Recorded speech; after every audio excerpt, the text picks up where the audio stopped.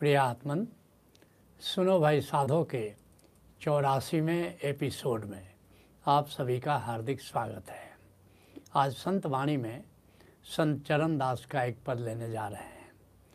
संत चरण दास का जन्म 1703 ईस्वी में हुआ और 1839 ईस्वी तक दिल्ली की धरती पर चरण दास अपना गीत गाते रहे। कहते हैं चरण दास, शब्द बाण मोहि मारिया, शब्द का बाण, उपदेश का बाण मेरा सद्गुरु मारता है। अद्भुत बात कह रहे हैं कि सद्गुरु निखारता है अपने शिष्यों को। कैसे निखारता है? सत्संग से निखारता है, उपदेश से निखारता है और कभी कभी उपदेश कड़वा भी होता है।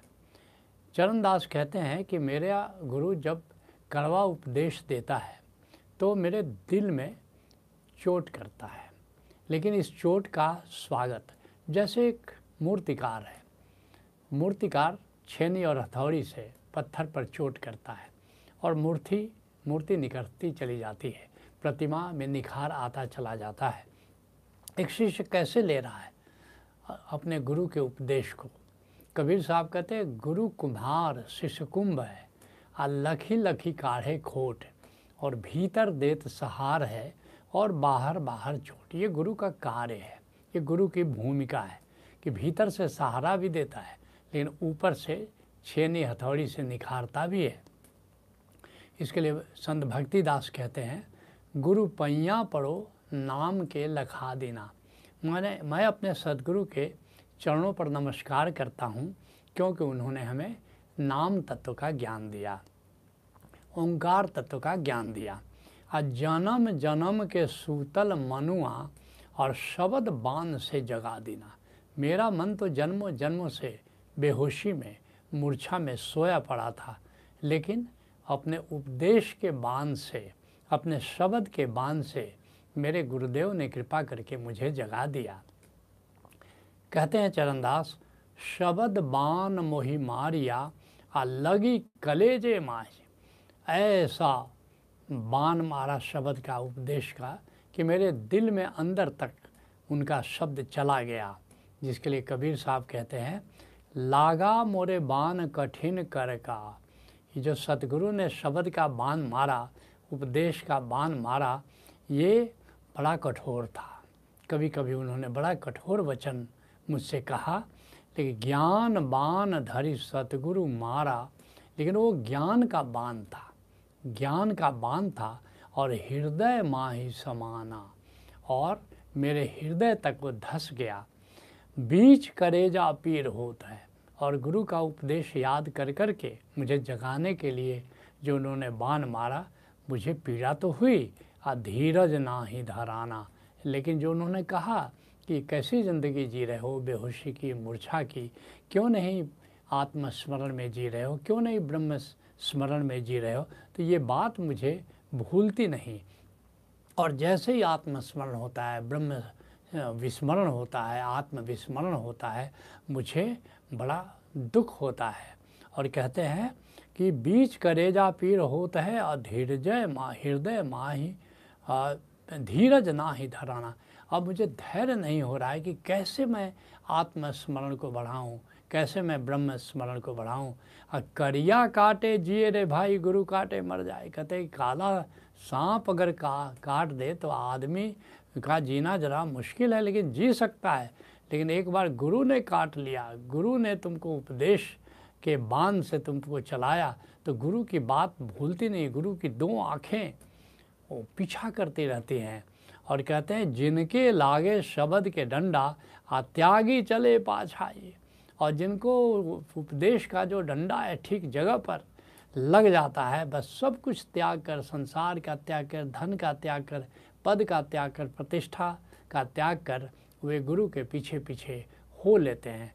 जब मीरा को ये बाण सतगुरु रविदास साहब ने मारा तो देखा चित्तौड़ का साम्राज्य छोड़ करके वो गुरु के पीछे पीछे चल दी। कहते हैं संत चरणदास, मारी हंस से सुखदेव जी, सुखदेव दास चरणदास के गुरु हैं, कहते हैं कि गजब की बात है, वे ये बाण मुझे मारते हैं और मारने के बाद हंसते भी हैं हमारी स्थिति देख करके। और जिसके लिए दादू साहब कहते हैं, शबद बाण गुरु साध के अदूर दिशंतर जाए। और गुरु जब उपदेश देता है तो शिष्य कहीं भी चला जाए, दूर दूर तक उस बाण की चोट पहुंचती है, उस बाण का असर होता है। आज यही लागे से उबरे। और गजब की बात है, संसार का बाण तो जब लगता है तो लोग डूब जाते हैं, मृत्यु को प्राप्त हो जाते हैं, लेकिन गुरु का बाण जिसको लगता है वो भव सागर पार कर जाता है। असूते ले जगाई। और जिसको सांसारिक बाण लगता है वो तो स्थायी रूप से सो जाता है, लेकिन गुरु का बाण लगता है तो वो सोया हुआ व्यक्ति भी जाग जाता है। कहते हैं संत चरणदास, मारी हंसे सुखदेव जी, अब बाकी छोड़ी नहीं, कोई कसर बाकी नहीं छोड़ा। इतना तेज बाण उन्होंने मारा, जिसके लिए कबीर साहब कहते हैं, सदगुरु मारा बाण भरे। सदगुरु ने मुझे अपने उपदेश का बाण मारा तो क्या हुआ, निरखी निरखी निज ठौर। देख देख करके मारा, जहाँ मुझे ज़्यादा चोट लग सकती थी वहाँ पर उसको मारा। और अलख नाम में रमिरा। मगर परिणाम क्या हुआ, आज उसका परिणाम क्या हुआ, वो जो अलख ओंकार अलख ब्रह्म है, अब उसमें मेरा मन रमण करता रहता है और चित्त न आवे। और अब तो संसार की कोई बात, पद प्रतिष्ठा धन, ये सब मेरे चित्त में तो आता ही नहीं है। कहते हैं चरणदास, सदगुरु शब्दी तेग है। सदगुरु का जो शब्द है, इस बात को कबीर साहब कहते हैं, सदगुरु मारा बाण भर। सदगुरु मारा बाण भर और टूट गया सब जेब। ऐसा बाण मारा सदगुरु ने कि मेरी सारी थैली गायब हो गई। मेरा सारा धन के प्रति जो मोह था वो मेरा टूट गया। कहूँ आपा कहूँ आपदा तस्बी कहूँ कतेब। कहते हैं कि मेरा सारा अहंकार विगलित हो गया, मेरा सारा दुख विदा हो गया। और तस्बी कहूँ किताब, मेरा माला भी छूट गया, मेरी किताबें और धर्म ग्रंथों का पठन पाठन, विद्वत्ता का जो आग्रह था वह सब भी छूट गया। कहते हैं संत चरणदास, सदगुरु शब्दी तेग है लागत दो करी दे। सदगुरु का शब्द तलवार की तरह है, और जब वो लगता है तो जैसे सांसारिक तलवार लगता है तो देह टुकड़े टुकड़े हो जाता है। कहते हैं मेरा भी देह से जो तादात्म्य था, मेरा वो तादात्म्य टूट गया। जिसके लिए अष्टावक्र कहते हैं जनक से, देह से तोड़ो तादात्म्य और देख लो, तुम अभी से सुखी शांत हो मुक्त हो। देह हूँ मैं नहीं, देह मेरी नहीं, हे जनक जिसने जाना है योगी वही। कहते हैं संत चरणदास, अब पीठ फेरी कायर भजे असुरा सन्मुख ले। सदगुरु शब्दी तेग है लागत दो करी दे। अब पीठ फेरी कायर भजे सूरा सन्मुख ले। और जो साहसी साधक है अपने सीने पर सदगुरु के शब्द को लेता है, और जो कायर साधक है वो तो सदगुरु का उपदेश सुन करके वो पलायन कर जाता है, वो पीठ दिखा करके और भाग जाता है। जिसके लिए कबीर साहब कहते हैं, सूरा सोई सराहिए आ लड़े धनी के हेत। वही सूरवीर साधक है जो क्या करता है, लड़े धनी के हेत, जो सत मार्ग पर, सत धर्म पर, जो प्रभु के मार्ग पर डटा रहता है। और पुरजा पुरजा हुई रहे ताऊ न छाड़े खेत। टुकड़े टुकड़े हो जाएगा लेकिन प्रभु के मार्ग पर चलना वो बंद नहीं करेगा। जिस बात को राजस्थान के दरिया साहब बड़े प्यारे अंदाज में कहते हैं, दरिया सांचा सूरमा असह शब्द की चोट। जो साहसी साधक होता है, शूरवीर साधक होता है और सदगुरु के उपदेश को का सामना करता है, सदगुरु के उपदेश को धारण करता है, और लागत ही भाजे भरम निकस जाए सब खोट। और सदगुरु के शब्द का तीर जब उसको लगता है तो सारे भ्रम उसके विदा हो जाते हैं, और सारा जो खोट है, सारी जो कलुषता है, सारे जो विकार है वो नष्ट हो जाते हैं। कहते हैं संत चरणदास, सदगुरु शब्द तीर है और तन मन कियो छेद। सदगुरु का शब्द एक तीर की तरह होता है जो तन में भी और मन में भी छेद कर देता है। और जिसके लिए राजस्थान के दरिया साहब कहते हैं, दरिया बाण गुरुदेव का कोई झेले सूर सुधीर।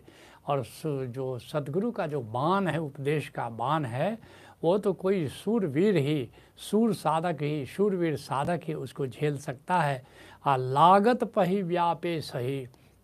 जब सतगुरु के शब्द का तीर लगता है तो पूरे तन मन में वो व्याप्त हो जाता है, उसकी पीड़ा व्याप्त हो जाती है। और रोम रोम में वो प्रेम का तीर असर कर जाता है। कहते हैं संत चरणदास, बेदर्दी समझे नहीं बिरही पाए भेद। लेकिन जो असंवेदनशील व्यक्ति है उस पर कोई प्रभाव नहीं पड़ता। सद्गुरु के शब्द की पीड़ा को जानने के लिए संवेदनशील होना बहुत ज़रूरी है। और एक बार वो प्रेम का तीर लग जाए तो हृदय में विरह व्याप्त हो जाती है। और ऐसी विरह जिसके हृदय में व्याप्त हो जाए वही गोविंद का भेद जान पाता है।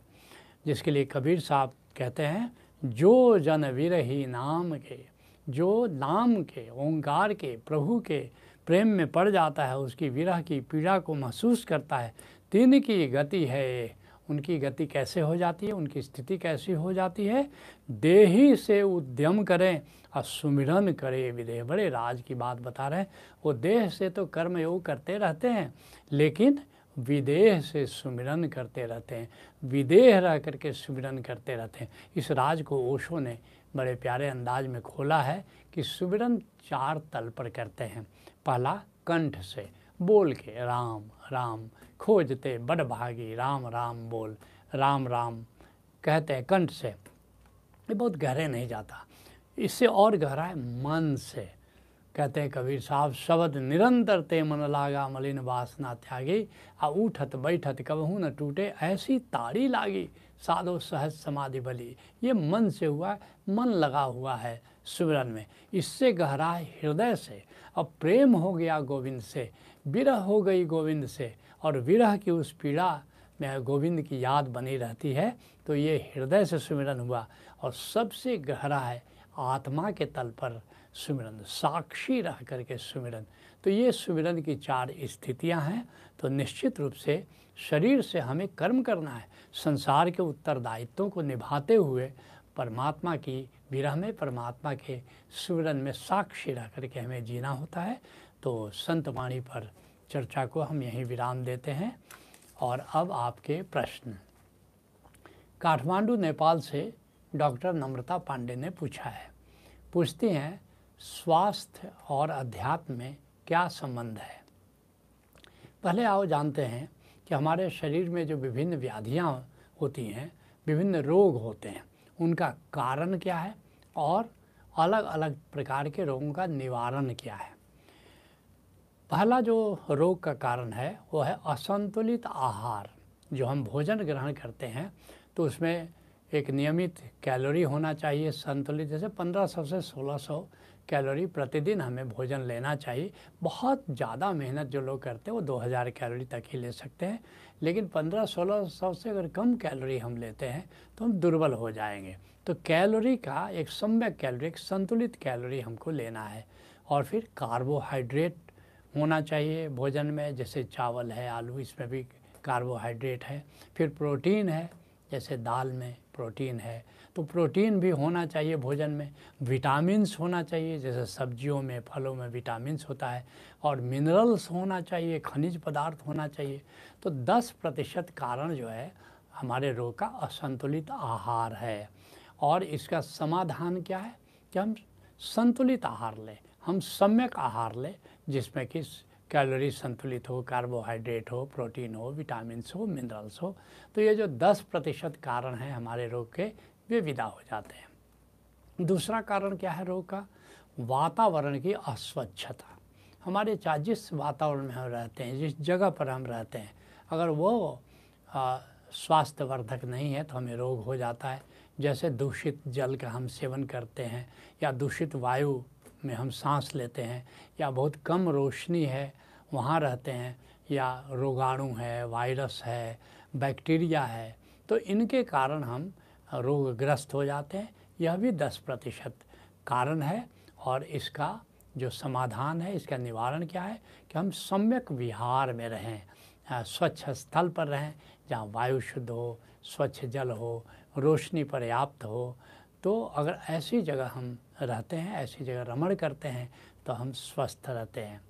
जो तीसरा कारण है वो हमारा शरीर 5 तत्वों से निर्मित है। वो सब आप जानते होंगे, पृथ्वी तत्व है, जल तत्व है, अग्नि तत्व है, वायु तत्व है और आकाश तत्व है। तो इन 5 तत्वों का जब संतुलन हमारे शरीर में बिगड़ता है तो फिर रोग हो जाता है। तो 10% यह भी कारण है हमारे रोग का।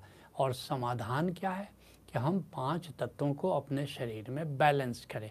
और इसके लिए विगत करीब 25-30 वर्षों में बड़ी खोज हुई है। और उस आधार पर जैसे जंगल चिकित्सा है, जंगल में जाएं, कुछ दिन जंगल में रहें। खास करके जापान में, अमेरिका में बड़ा आग्रह है कि कुछ समय हम बीच बीच में जंगल में जाएं, प्रकृति में जाएं।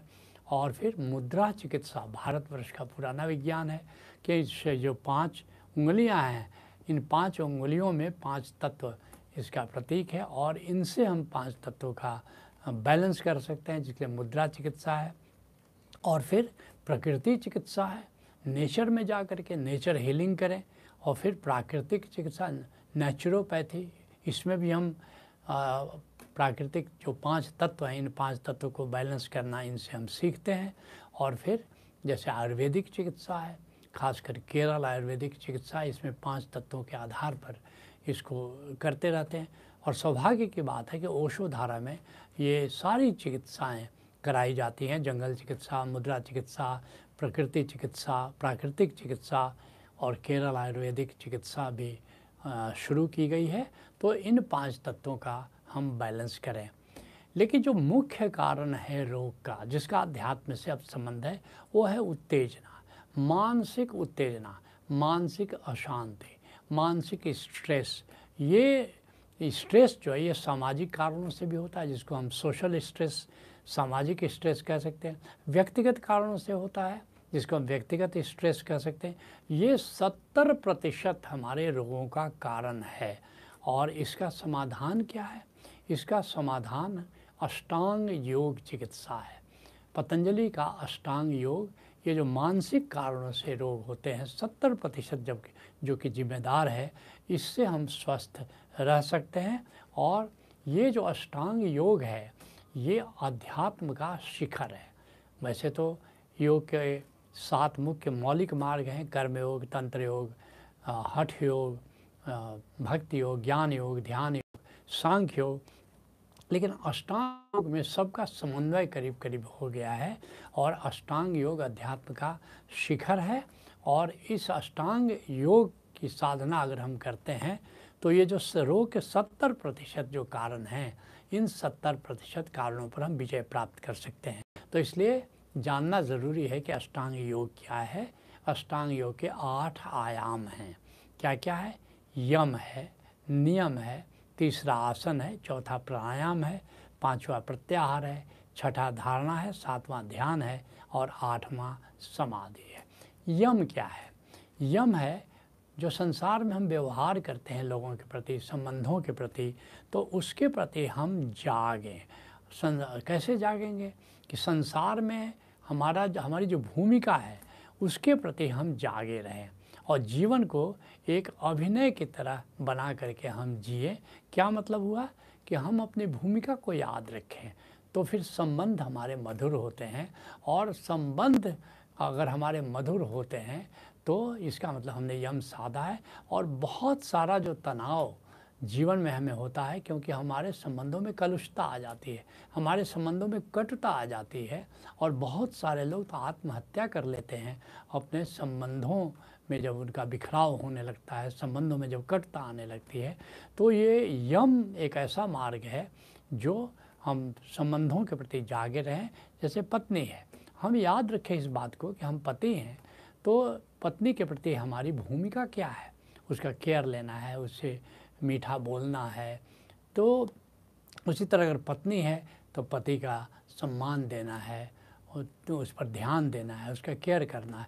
तो जो पुत्र है, पिता है, तो जो भी हमारे संबंध हैं, मित्र है, बॉस है, सबॉर्डिनेट है, तो अगर हम अपनी भूमिका को याद रखेंगे तो अपनी मर्यादा को भी हम याद रखेंगे और संबंधों में मधुरता रहेगी। तो यम साधना है। दूसरा क्या है? नियम, अर्थात यम था व्यवहार के प्रति जागना, और नियम है अपने आचरण के प्रति, अपने आचार के प्रति जागरण। एक आत्मिक अनुशासन होना चाहिए। इसलिए 5 यम है। शौच है, संतोष है, तप है, स्वाध्याय है, ईश्वर प्रणिधान है। तो इसी तरह से 5 यम भी हैं जिसमें कि जिसमें कई चीज़ें हैं, जैसे अहिंसा है, सत्य है, अस्तेय अर्थात चोरी नहीं करना, अचौर्य, ब्रह्मचर्य है, अपरिग्रह। से 5 यम को हम साधते हैं तो हमारा संसार के प्रति व्यवहार मधुर होता है। इस तरह 5 नियम है। क्या क्या है? शौच है, पवित्रता है, अपने शरीर की पवित्रता, वाणी की पवित्रता, मन की पवित्रता। शौच है, संतोष है, तप है, स्वाध्याय है, ईश्वर प्रणिधान है। ये 5 नियम का पालन हम करते हैं तो हमारा आचरण शुद्ध होता है, आचरण में निखार आता है और इसके कारण हम स्वस्थ रहते हैं। और ये इसको प्रैक्टिस करने के लिए असली बात है कि याद रखना कि हम साधक हैं। साधक के उत्तरदायित्व होते हैं, साधक की अपनी भूमिका होती है। अगर हमें स्मरण है कि साधक के अनुकूल हमको ज़िंदगी को जीना है तो नियम सध जाता है। और नियम चिकित्सा क्या है कि परमात्मा को मंगलमय जानते हुए स्वधर्म का पालन करें। कि परमात्मा मंगलमय है, इसमें हमें कोई चिंता की बात नहीं है, और इस तरह स्वधर्म का पालन करें। स्वधर्म क्या है कि हम भूत भविष्य की चिंता नहीं करें, वर्तमान परिस्थितियों में हम क्या कर सकते हैं बस वही करें, और आप देखेंगे कि एक साधक शांत रहेगा, निरुत्तेजित रहेगा। जो तीसरा है वो आसन है, अर्थात अब शरीर के प्रति जागे रहो और शारीरिक संतुलन बनाए रहो। बहुत सारे रोग तो होते हैं शारीरिक असंतुलन, हमारा जो बैठने का जो पोस्चर है, खड़ा होने का जो पोस्चर है, चलने का जो पोस्चर है वो ठीक नहीं है। तो और संतुलन, अगर हम शरीर का संतुलन साधेंगे तो देखेंगे कि निर्विचार घटित हो जाता है। तो शारीरिक संतुलन हम साधे रहें, और बहुत सारे आसन जो है व्यायाम का भी काम करते हैं, शारीरिक स्वास्थ्य उससे आता है।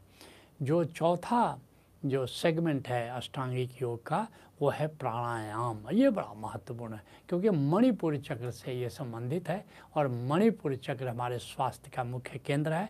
तो सांस के प्रति जागरण, कि ये जो हमारी सांस हो वो गहरी हो, जो गहरी सांस का अभ्यास, इसको हम सहज प्राणायाम भी कर सकते हैं। वैसे कई तरह के प्राणायाम हैं, भर्त्सिका प्राणायाम है, नाड़ी शोधन प्राणायाम है, ऊंचाई प्राणायाम है, कई तरह के प्राणायाम हैं।